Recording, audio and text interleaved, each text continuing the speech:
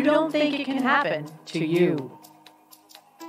The hit-and-run chase in California, a motorcycle rider witnessing a driver slam into several cars and then speeding away. It can happen to you within seconds, a blink of an eye. Tonight about the man suspected of killing a woman in a hit-and-run and his plan to evade justice. When you take your eyes off the road for just seconds, when you're driving your car, oh, yes, it can happen to you. See, it's not a matter of if, it's a matter of when. When the sands of time will run out within your hourglass. New at 10, a hit and run caught on video, and now a teenager and his family are looking for the driver who took off. He was a victim of a distracted driver hitting the road while riding his motorcycle going 65 miles per hour. He nearly lost his life. Now on a crusade to help save lives and prevent someone else from becoming a victim, the creator of DistractedDriversBusted.com and now the host of this podcast, it's Howard Drescher. All right, welcome. Welcome to another show of DistractedDriversBusted.com, the podcast show. I am your host, Howard Drescher, the creator of DistractedDriversBusted.com, and of course now this podcast show. And you can follow me on Twitter at DistractedDBTV, at DistractedDBTV, and of course on Facebook, DistractedDB. And you can get the shows on iTunes, Spotify, iHeartRadio, and Google Podcast, and Amazon. Just type in the keyword DistractedDB. All right, lots to talk about since it's been, seems like 10 days or so since I've hooked up with you guys. As everybody knows, a lot of stuff going on in the world. Not only the sporting world, the political world, all sorts of crazy stuff going on in the world. Out here in LA, wow, where do I go? City council people, my gosh. And this is not a political show. I just need to kill a few extra seconds here while I'm getting my audio set up for what I need to talk about today. I got to tell you, it's quite astonishing now how the LA City Council just screwed the pooch with their racist comments and stuff. That is so unnecessary. It's a shame that you guys are in office still. And for the ones that already resigned, well, good for you, but yeah, you just got to think before you speak. You know, microphones are everywhere. Cameras are everywhere. And then you guys are trying to figure out who leaked it? Come on. It's probably one of you guys leaked it because you wanted to move up the corporate ladder and stuff. So you decided to leak it yourself and act like, oh, I'm the victim here. But you're not the victim. You're the perpetrator in a way. Speaking of perpetrators, we have quite a few perpetrators. One of them who's still on the loose, I believe. One of them who turned themselves in. And one of them who got chased down by a dedicated mom who wasn't going to take no for an answer. Wow. I don't know where I go from there. But that's the kind of show we got going on today. And now that things are kind of winding down a little bit, the craziness and stuff, we're getting ready for the holidays and stuff coming up soon. You got to think about that. You think about safety. You got to think about your own protection. You got to think about what is going on. And I got to tell you, in one of my stories, I was watching the news last night, matter of fact, and they did a follow-up on one of the stories that I did. And they've commented about that more and more people are starting to realize that there's jackasses on the road. And that now in each, or at least in their community where this event took place, they're actually taking heed in what's going on. And they want people to drive properly. The speed limit could have been 35, but people are driving 50, 55, 60 at times. This is where the problem lies. If the citizens are now starting to take action, where is the police? Where are the officers that are there to protect, to serve and protect? And I've talked about this before. every now and then, hey, just go ahead and get those unmarked cars out there. Park on the side of the road. You're gonna find people going up and down the road all the time in crazy events. That's when you strike. That's when you go ahead and take it to the next level, and that is when you will go ahead and get your tickets. You start, giving tickets and start prosecuting these people, the offenders. The word is going to get out. Once the word gets out, you're going to change the narrative. You're going to change the system to a way that it should be changed. You're going to change it to the way that we're going to go ahead and, quite honestly, get these violators off the road. You start ticketing them. You start hitting them in the wallet. Don't put them in jail. That's not going to start levying in $500, $600, $1,000 each and every time they get a ticket. Yeah, that's going to do a lot. That's going to make me slow down if I was a violator, if I was a speeder, rule breaker when it comes to traffic. Yeah, you better believe I would slow down in a heartbeat. Because if you hit them in the wallet, yeah, that's going to hurt. You send them to jail, they're going to bail out in probably about an hour and a half, 2 hours. And, they're going to go slap on a hand. Bam. Oh, wow, that hurt. Okay, yeah. And then they're going to continue on doing what they do because I paid a little bit of a fine. And then I moved on. But you start slamming them a little bit harder than that. And if that doesn't get through to them and they're repeat offenders and stuff like that, then now, okay, let's take this up to the next level. Let's get it where it's really going to be. Put them at a week in jail. And if that doesn't help, give them 2 weeks. After that, just jump up to a month. Put them in jail for a month. Then fine them, And maybe what I need to do is come up with a checklist, a criteria, if you will. Drescher's Law. Drescher's Law when it comes to moving violations. And now, it amplifies if you're, hit a car or you crash into something or you hit somebody and run. Yeah, all bets are off on that. We just lock you up for 6 months straight up, and you're the guilty one. Yeah. Imagine yourself being in a hit and run. You run, actually. And then you realize, man, I screwed up. And you end up turning yourself in. Man, that has got to be the gutsiest call there is.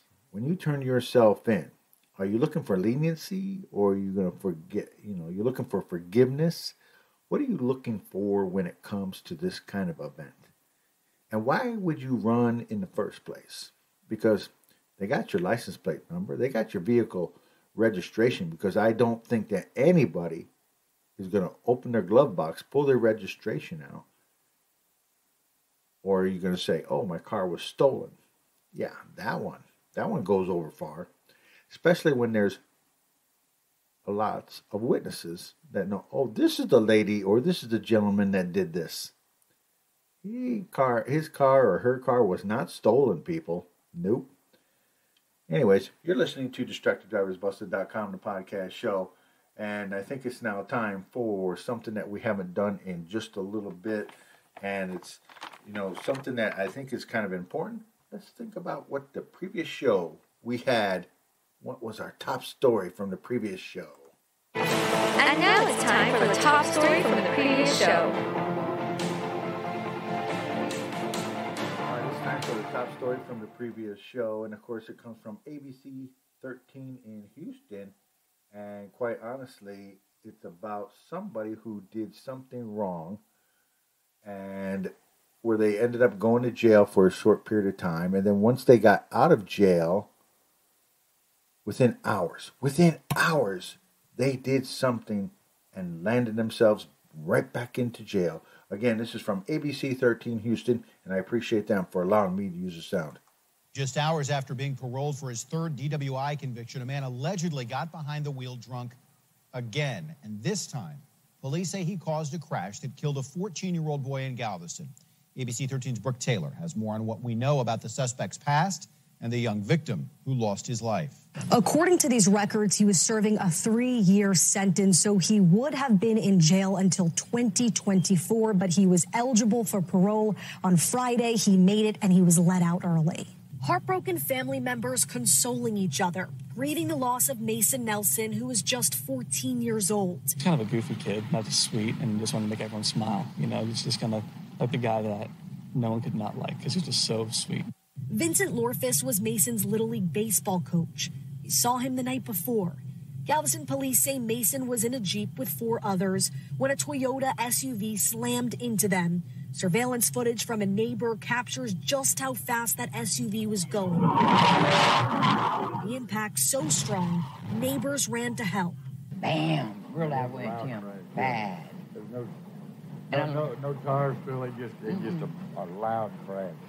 Galveston police arrested the driver, 28-year-old Keith Brazier, now charged with murder. Police believe Brazier was drinking and driving, and if that's the case, it wouldn't be the first time. Records show he was convicted of DWI in April of 2016 and September of 2019. Most recently, in January 2021, he was serving a 3-year sentence at the TDCJ. But on Friday, he got out on parole.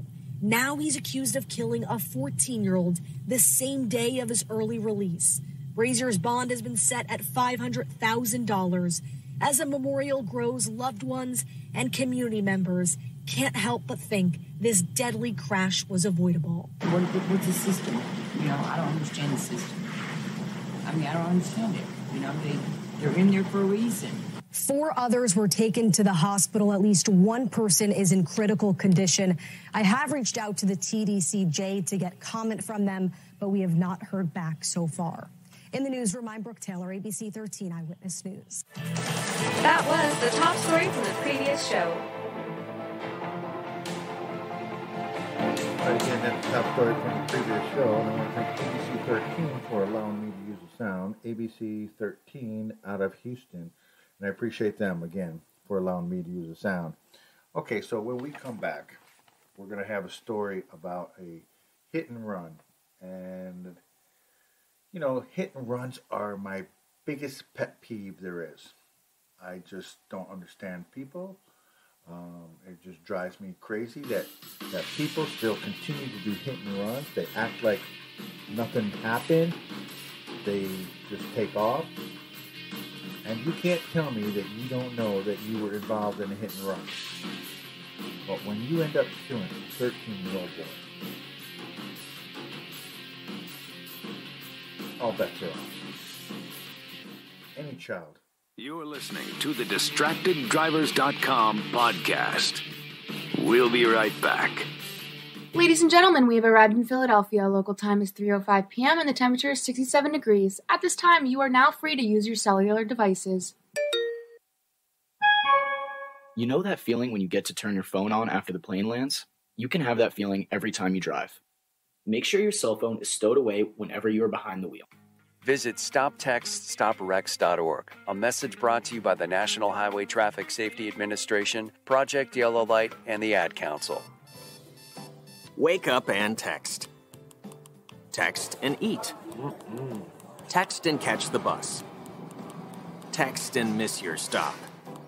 Wait. Text and be late to work. Sorry, I'm late. Text and work. Text and pretend to work.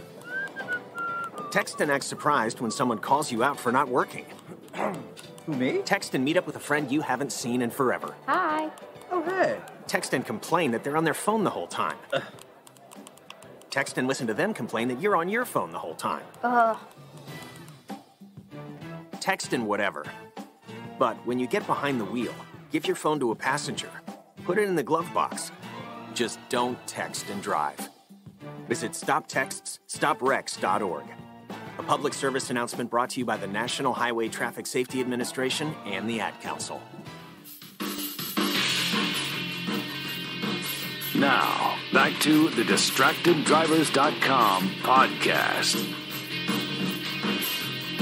All right, welcome back. Welcome back to DistractedDriversBuster.com, the podcast show.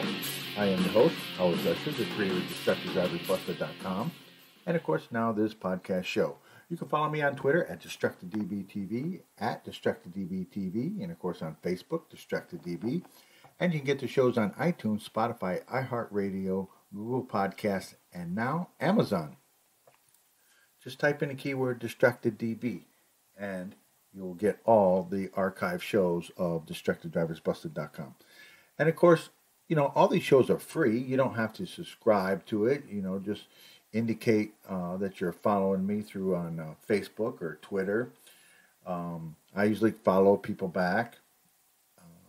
I don't need any, any justifications or anything like that. I just do it just as a PSA, a public service announcements type show if you want.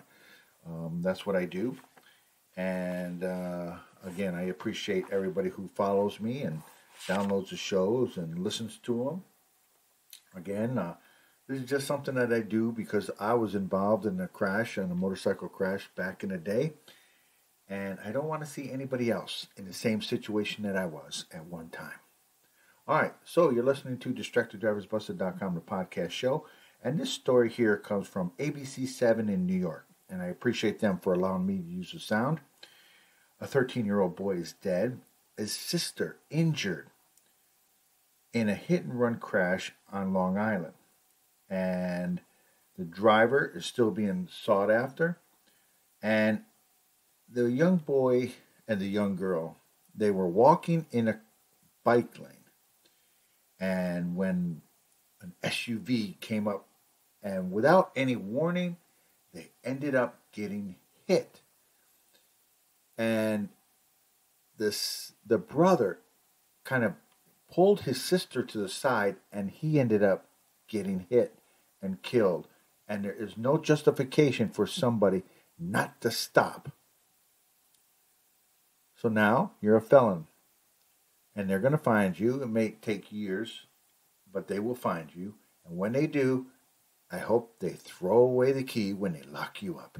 Again, here's a story from ABC7 New York, and I appreciate them for allowing me to use the sound.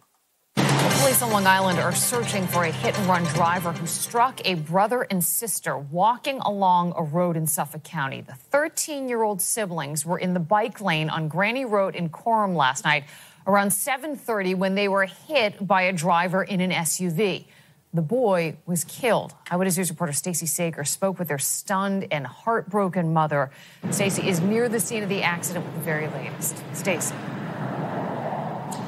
Well, Liz, you know, this is a tragedy on so many levels and devastating for this boy's family right now. We are here on Granny Road. As you said, it's a very problematic road. Cars speeding here. We've seen them throughout the day.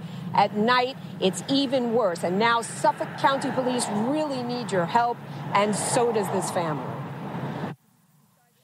He's my hero.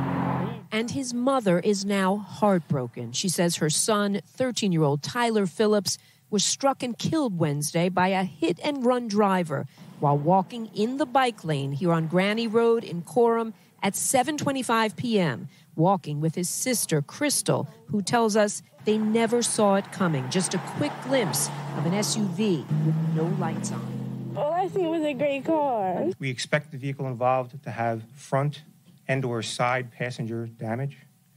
We are currently canvassing the area for witnesses and video. Crystal has a sprained arm, but they tell us this could have easily been 2 kids killed.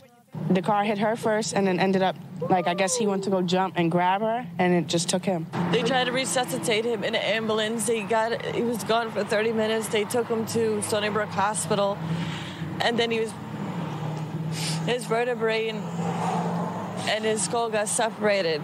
He has no brain function. He's gone. A tragedy that is sadly no surprise to many who live near this busy stretch of road.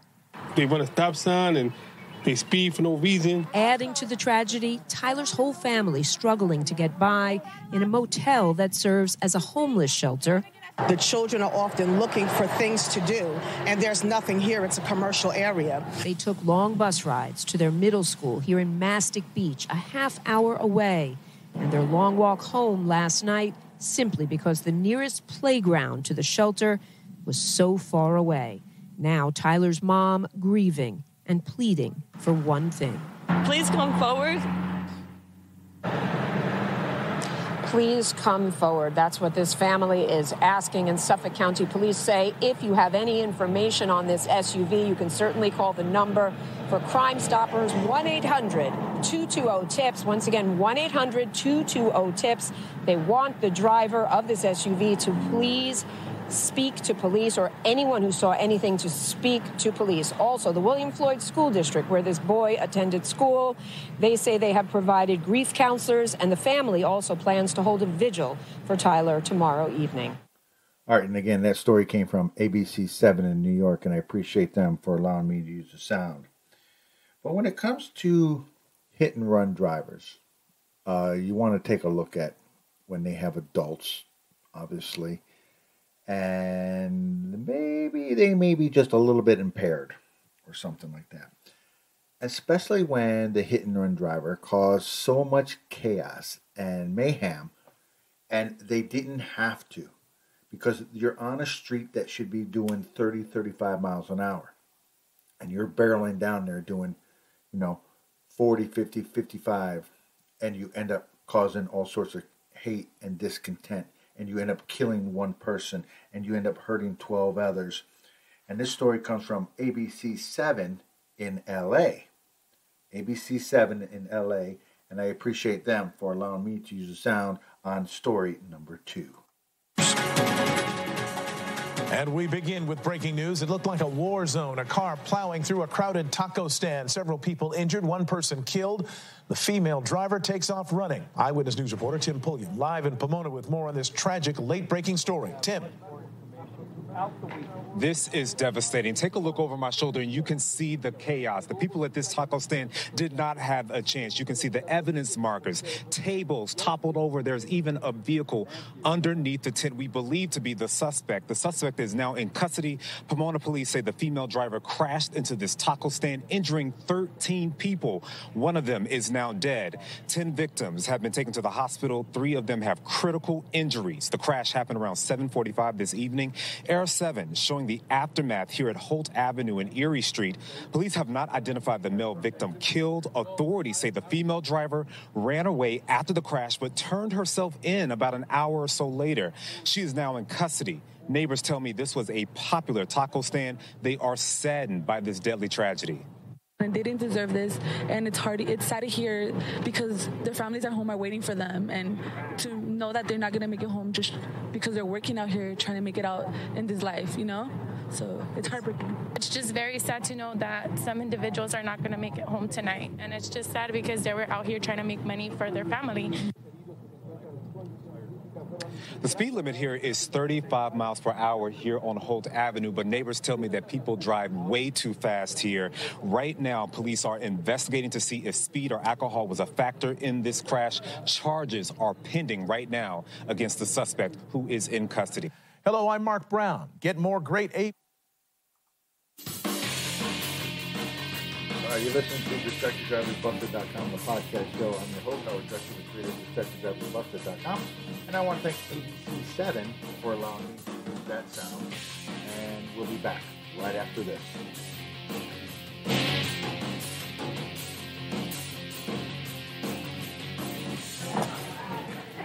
You've been putting back a few, and a few becomes a few too many. For a moment, you think about calling for a ride. Nah, you live nearby. What's the worst that can happen? You get pulled over, your insurance goes up, you lose your license, you total your car, you kill someone.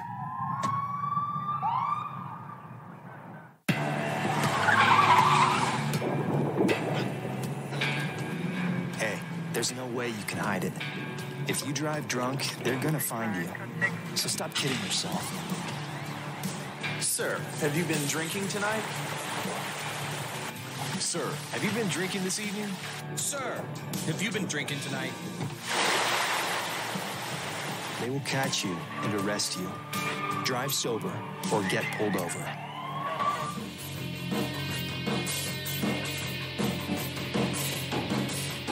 All right, welcome back to DistractedDriversBusted.com, the podcast show. I'm your host, Howard Drescher, the creator of DistractedDriversBusted.com, and of course now this podcast show.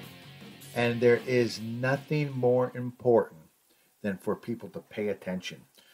Pay attention to this story, because this story here comes from Redondo Beach here in California. And this story comes from CBS LA. And I appreciate them for allowing me to use the sound. But there's a woman who took no for an answer and went out and investigated and tracked down her son's hit-and-run driver. Now, her son is okay, battered and bruised, and he's, luckily he survived. But this mom said no. She felt that the investigation was going too slow, and so listen to what she did to track down the hit-and-run driver of her son. And again, the story comes from ABC7. The story comes from CBS LA, and I appreciate them for allowing me to use the sound. We caught him. We got him. We got the hit and run driver. A mother's tireless efforts to track down the person who hit her teenage son and then took off finally pays off. She never gave up, even when she says detectives' leads started going cold. She took matters into her own hands and helped lead police to a possible suspect. KCAL9's Rena Nakano found out how she did it. It's been more than 2 weeks since 15-year-old LeBron Godoy and his e-bike were hit, run over, and dragged by a white pickup in Redondo Beach. Since the incident, his mother, Christina Evans, never stopped looking for the driver who left her badly injured son on Ringe Lane. I walked literally door to door. She posted on every social media app, begging neighbors for their security footage. One by one, the community stepped up. Oh, I'm so thankful. This neighbors caught the whole thing, but no visible license plate. Then this one, but again, too fast, no license plate. Then on September 22nd, another neighbor saw a truck matching the description, videotaped it, and sent it to Evans, saying, "Could this be it?" Tried with our phones and zooming in, zooming out. Evans recruited the help of her sister, an art teacher who was able to enhance the license plate. She immediately emailed it to Redondo Beach police. Evans says she believes that is when the investigation really seemed to move forward. On October 4th, Lomita Sheriff's deputies spotted the truck at the Arco station in Rolling Hills. They spoke to the driver and arrested him. He has now been released while the investigation continues. It had to be the community to help us. Otherwise, we wouldn't have caught him. Evans says she's now working on an e-bike resource website set to launch next week that teaches riders and drivers, young and old, the great and dangerous sides of e-bikes. E-bikes exploded on the scene, and our laws and our regulations have not caught up with that. In the meantime, Evans is focusing on LeBron's road to recovery. The Redondo Union High School basketball player isn't able to dribble the ball yet, but with time and physical therapy, she hopes he'll be back on the court soon. He's really resilient, so I have total faith in him that he's, going to get through this. In Redondo Beach, I'm Rena Nakano, KCAL9 News. All right, again, that story comes from CBS LA, and I appreciate them for allowing me to use the sound. And good for this mom who didn't take no for an answer when she felt that the investigations were not drawing in the leads and stuff. It took the whole neighborhood to help out. Good families, good neighbors. This is what America is. Helping each other, not backstabbing them or screwing people over. All right. Anyways, you're listening to DistractedDriversBusted.com, the podcast show. I am your host, Howard Drescher, the creator of DistractedDriversBusted.com. And, that's going to put another wrap on another show here. I appreciate everyone who allows me to use their audio. And congratulations to this woman. This mom went above and beyond to get what she wanted. All right, you're listening to DistractedDriversBusted.com, the podcast show. Until the next show, please be safe. Remember, I don't want to die today. Do you? Don't let anyone take the sands of time within your own hourglass. Be safe, everybody.